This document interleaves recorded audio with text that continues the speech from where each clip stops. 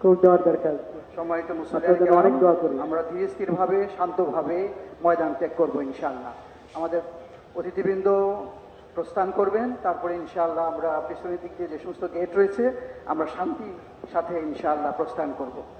যারা ঈদগাহে জামাতে শরীক হইতে পারেন নাই তাদের প্রতি অনুরোধ, বাইতুল মোকাররম জাতীয় মসজিদে কিছুক্ষণের মধ্যেই দ্বিতীয় জামাত সকাল 8টায় অনুষ্ঠিত হবে, তৃতীয় জামাত সকাল 9টায় অনুষ্ঠিত হবে। হ্যালো, আসসালামু আলাইকুম। সবাইকে আজকে একসঙ্গে ঈদের জামাতে পেলাম, সবাইকে ঈদ মোবারক জানালাম।